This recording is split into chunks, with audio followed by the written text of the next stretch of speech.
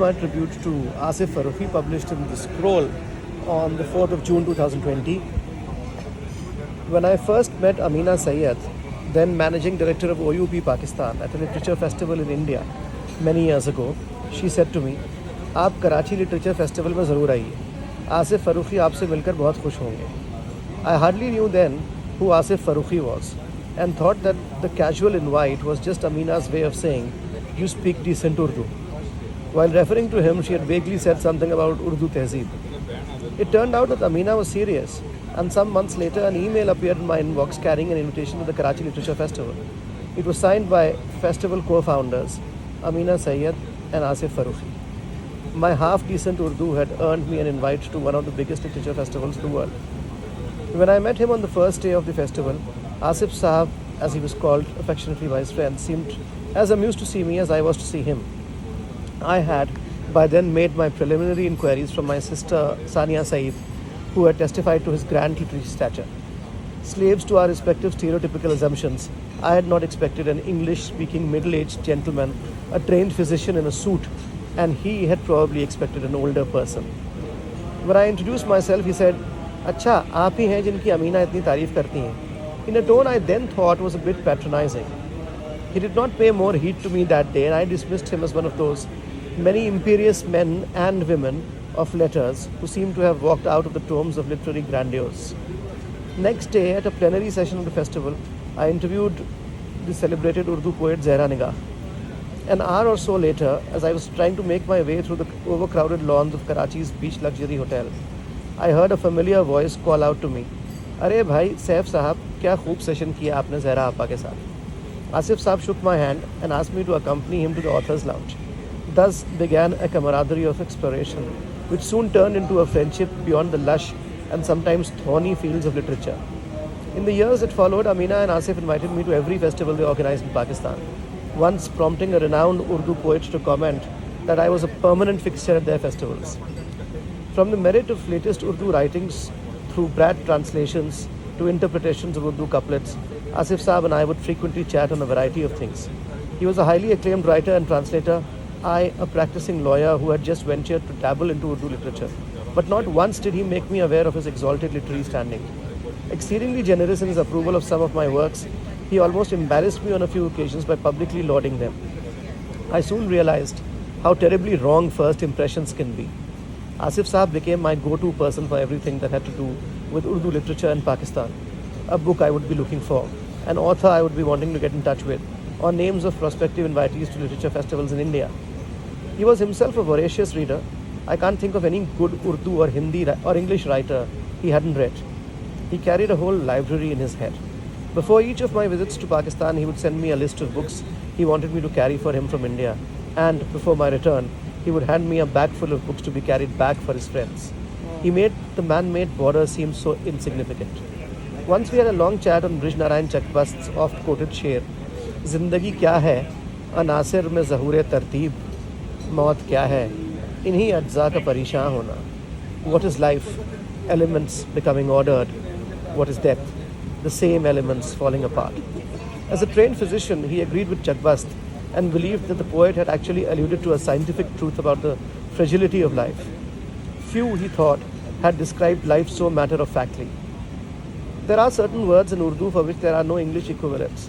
Among them are khulus and wazadari, two words which are inextricably intertwined with the definition of sharafat. The word khulus has been translated by some as genuineness or sincerity, and wazadari as etiquette, but none of these translations convey the essence of the original, even remotely.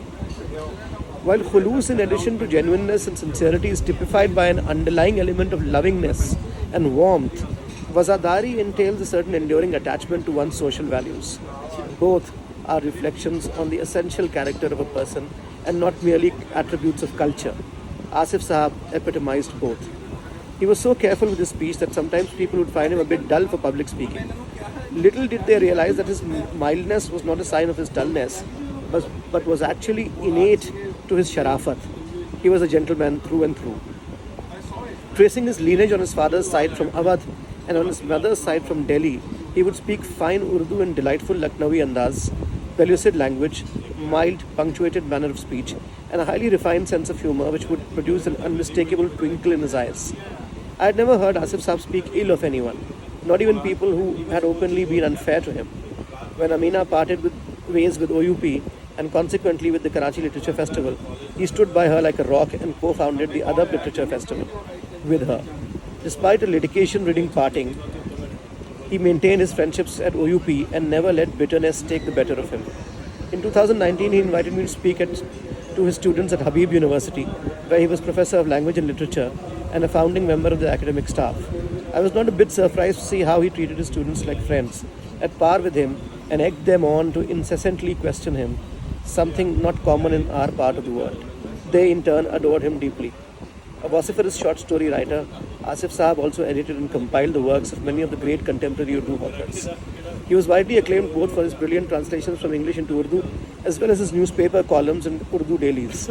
For years, he edited Duniya Zaad, one of the most reputed journals of contemporary Urdu literature.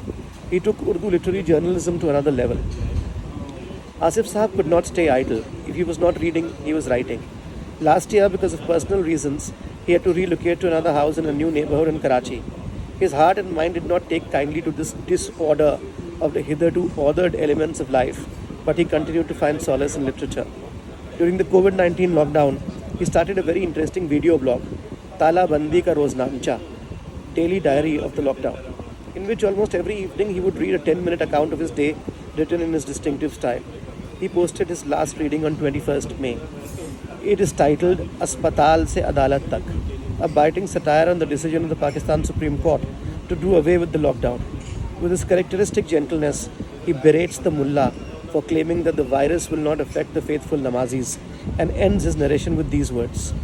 मुझे कुछ नहीं हुआ. मैं अपने आप को बावर कराता हूँ. मेरे होंठ हिलते हैं और दोहराते हैं. खुदा को हाजिर व नाजिर जानकर कहता हूँ, जो कुछ कहूँगा, सच कहूँगा. सच के सिवा कुछ नहीं कहूँगा. सो मेरी मदद कर, ऐ मेरे खुदावंद, मेरी मदद कर. 10 days after taking this YouTube oath, Asif Saab complained of stomachache and died on his way to the hospital. He was 60. The devastating news came to me from our common friend in Karachi, the fiction writer Samina Nazir, while I was discussing with Jashn-e-Rekhta the possibility of a virtual session with him. For a few seconds I thought she was referring to a character in one of her stories who I had perhaps missed, but soon she clarified who she was talking about. In utter disbelief, I was transported back to our discussion on Chakbast's Sher, of which I otherwise had no memory till then. I suddenly remembered how Asif Saab had vehemently agreed with the poet on how fragile life was. He was so right. Elements had now fallen apart and life had turned unto death. It was at our annual Mehfil at Samina's house in 2019 that while talking about our favourite renditions of Urdu poetry, both Asif Saab and I had sworn allegiance to Nasir Kazmi's well-known ghazal, Gaye Dino Ka Suragh Lekar, Kidhar Se Aaya, Kidhar Gaya Wo. अजीब मानूस अजनबी था, मुझे तो हैरान कर गया वो हिजर की रात का सितारा, वो हम नफस हम सुखन हमारा, सदा रहे उसका नाम प्यारा, सुना है कल रात मर गया. I couldn't then imagine, even in the wildest of my dreams, that I would have to quote these verses for Asif Saab, and in less than a year. And there's a PS. Asif Saab's death has not yet sunk in. Somewhere in my heart, I have a lingering feeling that when I post this obituary on social media, he'll comment on it. भाई सैफ साहब, क्या खूब piece लिखा है आपने आसिफ भाई पर.